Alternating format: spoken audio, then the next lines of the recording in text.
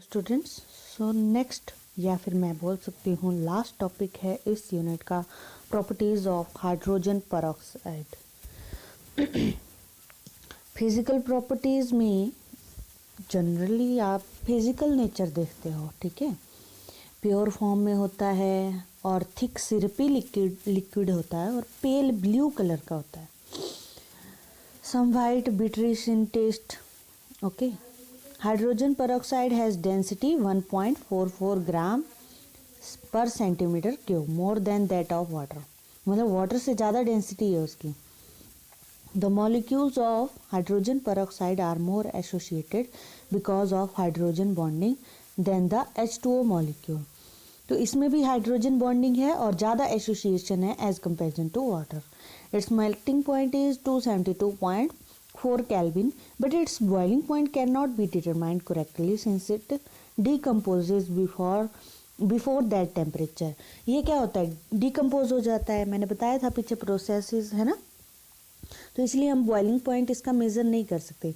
However the boiling point has been found approximately 423.0 Kelvin by extrapolation method, okay.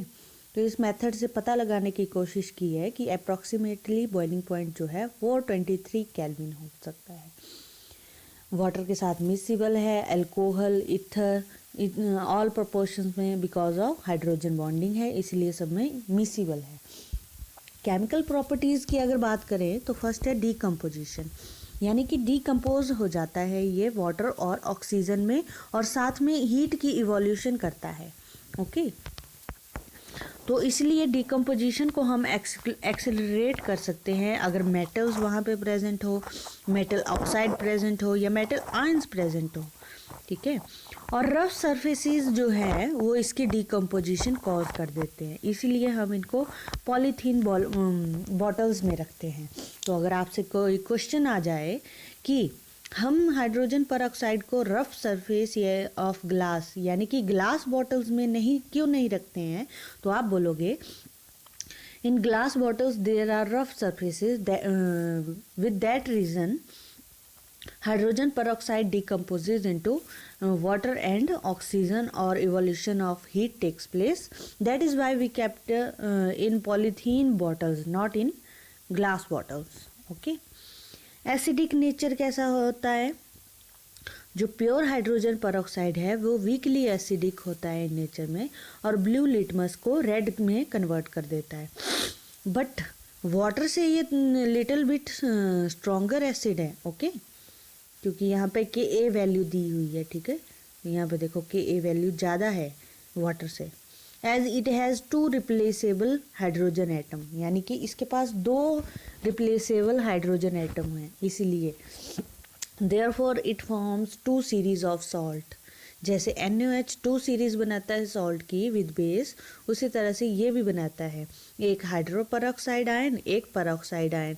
Sodium hydroxide भी एक sodium hydroperoxide बनाता है acidic salt, और एक sodium peroxide बनाता है जिसको नॉर्मल सॉल्ट बोलते हैं। डाइल्यूट सॉल्यूशन जो होता है हाइड्रोजन परऑक्साइड का वो न्यूट्रल होता है। ऑक्सीडाइजिंग और रिड्यूसिंग नेचर है हाइड्रोजन परऑक्साइड का। जब हाइड्रोजन परऑक्साइड वाटर और ऑक्सीजन में डिकम्पोज हो जाता है तो ऑक्सीजन एटम जो है वो उसके ऑक्सीडेशन नंबर में इंक्रीज भी होता है और डिक्रीज भी होता है, इसीलिए ये बोथ नेचर शो करता है ऑक्सीडाइजिंग और रिड्यूसिंग एजेंट का, ठीक है। यहाँ पे देखो इंक्रीज हो रहा है, यहाँ पे -1 से 0 में जा रहा है। इंक्रीज इन ऑक्सीडेशन नंबर तो क्या होता है, ऑक्सीडेशन होती है। जब डिक्रीज इन ऑक्सीडेशन नंबर तो रिडक्शन। तो यहाँ से और यहाँ पे ये क्या हो रहा है, डिक्रीज हो रहा है ऑक्सीडेशन नंबर, ठीक है। तो इसलिए ये दोनों नेचर शो करता है। तो यहाँ पे इन्होंने एक एक करके ऑक्सीडाइजिंग और रिड्यूसिंग नेचर बताया हुआ है सभी मीडियम में। Oxidising nature in neutral medium क्या करेगा, ये एग्जाम्पल्स दिए हुए हैं, ठीक है। It oxidises sulphides of metals to sulphate, sulphides का सल्फेट बना देगा, ठीक है। यहाँ पे हाइड्रोजन परऑक्साइड लिया तो ये डिकम्पोज होकर ऑक्सीजन देगा, वो ऑक्सीजन जो है रिएक्ट कर जाएगी सोडियम सल्फाइड से और वो सोडियम सल्फेट बना देगी, Na2SO3 plus O Na2SO4। Whole reaction कैसे लिखते हैं, H2O2 plus Na2SO3 give rise to Na2SO4 plus H2O। और आयनिक इक्वेशन भी लिखनी है क्योंकि यहाँ पे ऑक्सीडेशन नंबर शो कर रहे हैं। SO3 2 negative, H2O2, SO4 2 negative, H2O। Okay, next example दिया है इन्होंने, it oxidises hydrogen sulphide two sulphur. H2S को सल्फर में कन्वर्ट कर देता है, यानी कि सल्फर को अलग कर देता है। तो यहाँ पे देखो कैसे करेगा, वो जो ऑक्सीजन हाइड्रोजन परऑक्साइड से मिलेगी वो H2S से रिएक्ट करके H2O प्लस सल्फर बना देगी। ओके, तो इस तरह से ये रिएक्शन, आयनिक रिएक्शन भी लिखनी है। It oxidises lead sulphide to lead sulphate. अब लेड सल्फाइड को भी ये लेड सल्फेट में कन्वर्ट कर देता है। कैसे, ये क्या देगा, हम क्या करेंगे, इसको नंबर इंक्रीज कर देंगे, H2O2 का मोल्स बढ़ा देंगे 4। तो ये 4 ऑक्सीजन, नेसेंट ऑक्सीजन देगा जो लेड सल्फाइड से रिएक्ट करके लेड सल्फेट बना देंगे। Okay, traces of hydrogen sulfide are always present in atmosphere. They slowly blacken the lead paintings containing PbO due to the formation of lead sulfide. Okay, तो ये black कर देते हैं lead paintings को क्योंकि वहाँ पे लेड सल्फाइड बन जाता है। The colour of the paintings can be restored by dipping them in aqueous solution of hydrogen peroxide which converts lead sulfide to lead sulfate, white in color. Okay, acidic medium में कैसे करेगा ये, in the presence of acid hydrogen peroxide can accept electrons and act as a oxidising agent. तो यहाँ पे ये क्या करेगा, इलेक्ट्रॉन को एक्सेप्ट करेगा। ओके, तो it evolves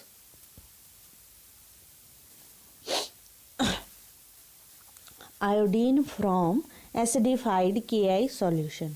okay, potassium iodide solution से क्या बना देगा, आयोडीन बनाएगा। तो यहाँ पे देखो हाइड्रोजन परऑक्साइड लिया, पोटाशियम आयोडाइड, और अब एसिड भी लेना है हमें, H2SO4 प्लस ऑक्सीजन, K2SO4 बन गया, साथ में I2 और H2। तो होल रिएक्शन भी लिखनी है आपने और पार्ट्स में भी लिखनी है और आयनिक इक्वेशन भी लिखनी है। It oxidises acidified ferrous sulphate to ferric sulphate. Ferrous sulphate को फेरिक सल्फेट में भी कन्वर्ट कर देता है H2SO4 की प्रेजेंस में। SO4 के मॉलिक्यूल जो हैं वो बढ़ जाएंगे, 3 हो जाएंगे। 2 तो पहले थे, एक H2SO4 से मिल जाएगा। ओके, और यहाँ पे H2O निकल आएगा। होल इक्वेशन भी लिखनी है और आयनिक इक्वेशन भी लिखा करनी है आपने साथ में भी। नेक्स्ट है, it oxidises acidified potassium ferrocyanide to potassium ferricyanide. Potassium ferrocyanide से फेरिसाइनाइड भी बना देगा। 2K4 है यहाँ पे K3 है। ठीक है, क्योंकि एक K जो है वो निकल के 2K, यहाँ पे 8 थे, यहाँ पे 6 ही रहे, तो ये 2 यहाँ पे आ गए, K2SO4 प्लस H2।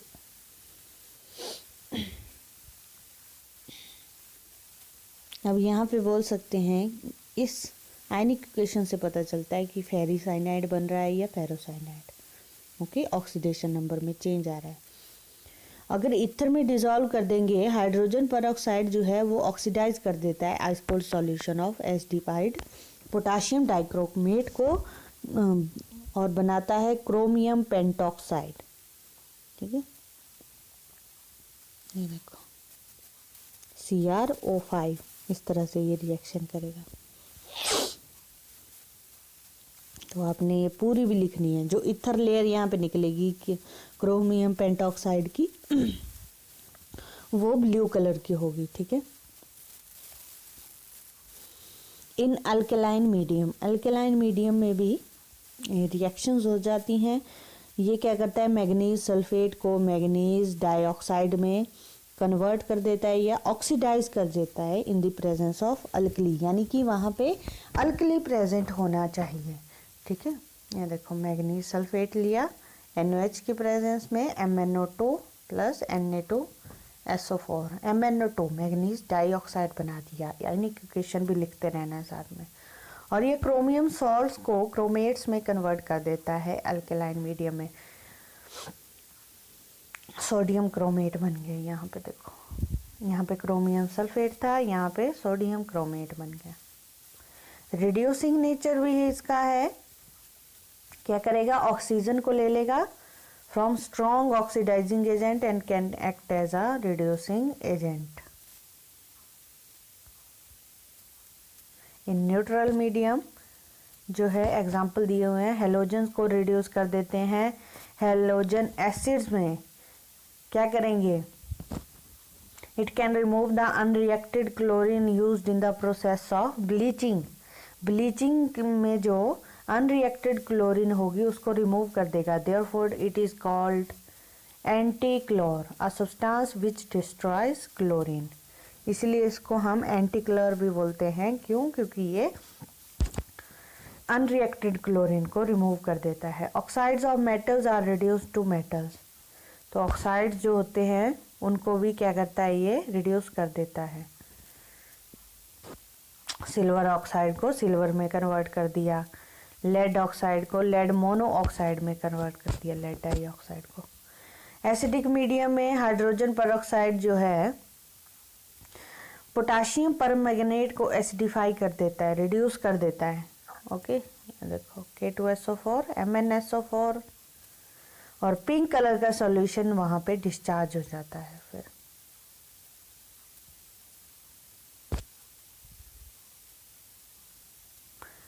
HOCl को भी कन्वर्ट कर देगा क्लोरीन में, Cl2 में।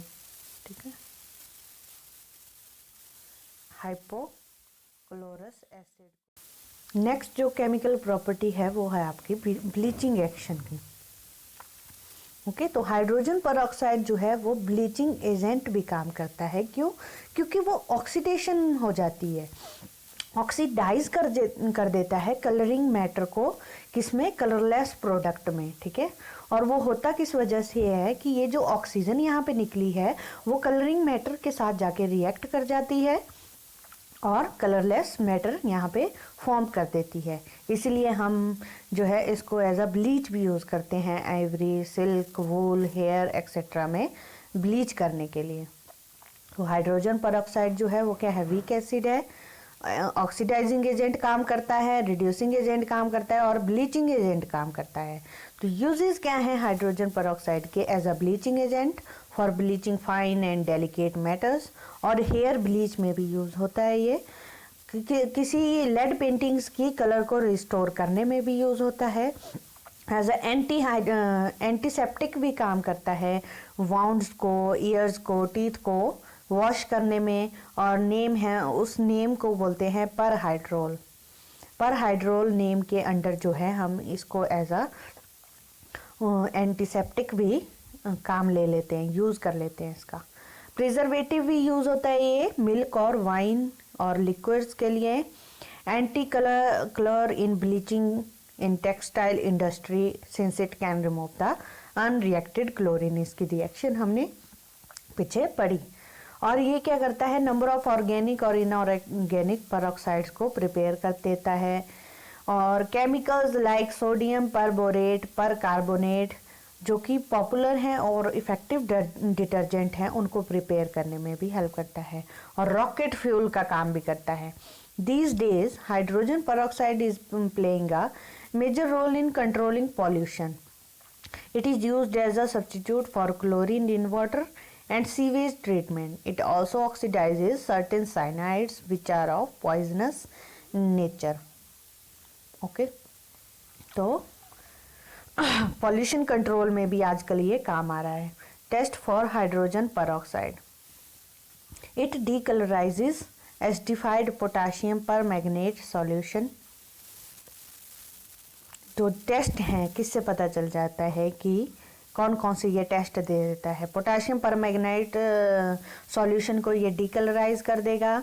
इथरल सॉल्यूशन जब लिया जाएगा हाइड्रोजन परऑक्साइड का, उसको शेक करेंगे पोटाशियम डाइक्रोमेट सॉल्यूशन के साथ, the ethereal layer acquires a blue colour due to formation of CrO5 chromium penta oxide, है ना, ब्लू कलर बन जाता है। आयोडीन लिबरेट करता है एसिडिफाइड पोटाशियम आयोडाइड के साथ, जो कि स्टार्च पेपर को ब्लू में कन्वर्ट कर देगी। It gives an orange colour with the solution of titanium dioxide. Orange colour देता है किसके साथ, टाइटेनियम डाइऑक्साइड के साथ, और dissolve in concentrated H2SO4 due to the formation of per titanic acid. तो पर टाइटेनिक एसिड भी बना देता है। स्ट्रक्चर की अगर बात करें तो ऑक्सीजन ऑक्सीजन को परऑक्साइड लिंकेज बोलते हैं, और इसमें क्या होता है, ये लीनियर मॉलिक्यूल नहीं है। क्यों? क्योंकि ऑक्सीजन और हाइड्रोजन के बीच का जो बॉन्ड है वो इंटरप्लेन में है, ठीक है, डिफरेंट प्लेन्स में है, एक अबव द प्लेन, एक below the plane. OH bond, ये ऑक्सीजन है यहाँ पे, ठीक है। बस यहाँ पे गैसेस और सॉलिड फेज का ये डिफरेंस है एंगल में। इंटरप्लेन एंगल जो है यहाँ पे 111.5 डिग्री है और वहाँ पे 90.2 डिग्री है। उसी तरह से OH के बीच में ये वाला एंगल जो है 147.5 पिकोमीटर है और ये 145.8 पिकोमीटर लेंथ है, सॉरी लेंथ है। इस बॉन्ड एंगल की लेंथ है 147.5 पिकोमीटर और उसकी है 95.0 पिकोमीटर, और यहाँ पे इनके बीच का जो एंगल है वो 101 है सॉलिड फेज में, और गैस फेज में 94.8 डिग्री है। ओके, तो लीनियर मॉलिक्यूल नहीं है hydrogen peroxide. So that's all to about your unit. Okay, make your notes. Thank you.